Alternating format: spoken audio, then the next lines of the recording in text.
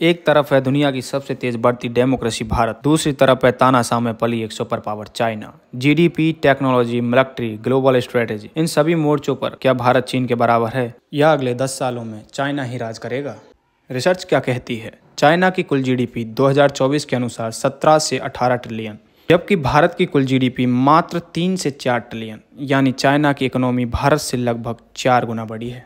IMF के अनुसार भारत की जीडीपी की ग्रोथ रेट 6.3% है, जो कि चाइना से ज़्यादा है। वहीं चाइना की 4.5%। चाइना की ग्रोथ रेट धीमी है पर बेस बहुत बड़ा है। 4.5% की ग्रोथ 17 ट्रिलियन पर होती है, जो भारत की 6% पर भारी पड़ती है। यदि बात करें मैन्युफैक्चरिंग की तो China is world manufacturing hub. Apple, Tesla, Samsung जैसी बड़ी कंपनियां प्रोडक्शन वहीं करती हैं। एप्पल ने भारत में निवेश किया है और टेस्ला भी इस साल के अंत तक शायद भारत में आ जाए।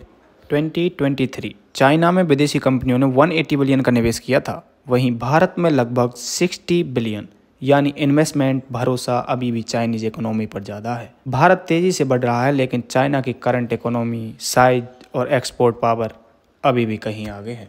टेक्नोलॉजी और इनोवेशन। चाइना दुनिया का सबसे बड़ा AI R&D बजट पेश करता है। टिकटॉक, अलीबाबा, हुआई जैसी कंपनियों ने दुनिया भर में छाप छोड़ी हैं। चाइना का 5G पेनिट्रेशन बहुत आगे है, लेकिन अब अमेरिका ने उस पर टैक्स सैंक्शन लगा दिए हैं। इसका प्रभाव पड़ेगा। वहीं भारत ने UPI revolution, Aadhaar, digital India, ISRO moon mission जैसे बड़े कदम उठाए हैं। भारत अब सेमीकंडक्टर मैन्युफैक्चरिंग और AI इकोसिस्टम पर जोर दे रहा है, लेकिन कितना जोर दे रहा है वो आप सबको पता है। यदि यहाँ तुलना की जाए टेक्नोलॉजी और इंफ्रास्ट्रक्चर की, तो इस सब में चाइना बहुत आगे है। अब कंपैरिजन करते हैं मिलिट्री पावर और ग्लोबल स्ट्रेटेजी में कौन सा देश आगे है। सबसे पहले बजट की तुलना करते हैं। चाइना का रक्षा बजट 2024 में 225 बिलियन, वही भारत का रक्षा बजट 82 बिलियन। चाइना का satellite surveillance system, navy strength और मिसाइल कैपेबिलिटी भारत से कई गुना आगे है। वहीं ग्लोबल प्रोजेक्ट में चाइना ने 100+ देशों में रोड प्रोजेक्ट शुरू किए हैं। पाकिस्तान, अफ्रीका, लैटिन अमेरिका में चाइना की पकड़ बहुत गहरी हो चुकी है। वहीं भारत अभी भी रीजनल डिप्लोमेसी और क्वाड जैसी पार्टनरशिप पर निर्भर करता है। सेना के द्वारा इस्तेमाल किए गए हथियारों में China hypersonic missile, laser weapon और ऑटोनोमस ड्रोन पर काफ़ी निवेश कर रहा है।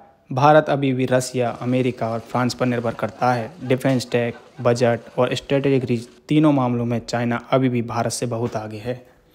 यदि बात करें जनसंख्या और युवा शक्ति की, भारत की 65% आबादी 35 ईयर से कम है। 2024 में भारत ने चाइना को पीछे छोड़कर सबसे बड़ी आबादी वाला देश बन गया। ये एक डेमोग्राफिक डिविडेंड हो सकता है। अगर रोजगार और शिक्षा दी जाए तो चाइना की आबादी घट रही है। फर्टिलिटी रेट सिर्फ 1.2 है, लेकिन चाइना ने ऑटोमेशन और AI से पहले से तैयारी कर ली है। जनसंख्या में भारत आगे है, पर स्किल और प्रोडक्टिविटी के लिहाज से अभी भी चाइना ज़्यादा प्रैक्टिकल तरीके से आगे है। यदि बात करें दोनों देशों की ग्लोबल इमेज और सॉफ्ट पावर की, तो भारत इजरो, योगा, बॉलीवुड और ग्लोबल डिप्लोमेसी भारत की सॉफ्ट पावर बढ़ रही है। G20 प्रेसिडेंसी ने भारत की विजिबिलिटी बढ़ाई है। China UNESCO heritage sites, Chinese media और इंफ्रास्ट्रक्चर डिप्लोमेसी के जरिए चाइना की पकड़ गहरी है। हालांकि उसकी अग्रेसिव पॉलिसी जैसे डेप्थ ट्रैप कई देशों को डराती है। सॉफ्ट पावर में भारत रफ्तार पकड़ रहा है, लेकिन इन्फ्लुएंस, डेप्थ और फंडिंग के स्तर पर चाइना आज भी ज्यादा असरदार है। तो सवाल है, क्या भारत चाइना को पछाड़ पाएगा? भारत के पास है यूथ, डेमोक्रेसी और ग्रोथ पोटेंशियल। चाइना के पास है कैपिटल, एक्सक्यूशन और ग्लोबल नेटवर्क। आने वाले 10 सालों में भारत बहुत कुछ हासिल कर सकता है, लेकिन फिलहाल चाइना की ताकत और उसकी ग्लोबल पोजीशन भारत से कहीं आगे है। इंडिया फ्यूचर की उम्मीद है, लेकिन चाइना आज की सच्चाई है। 2035 तक भारत तैयार हो सकता है, पर आज अगर सुपर पावर चुननी हो तो बीजिंग अभी भी दिल्ली से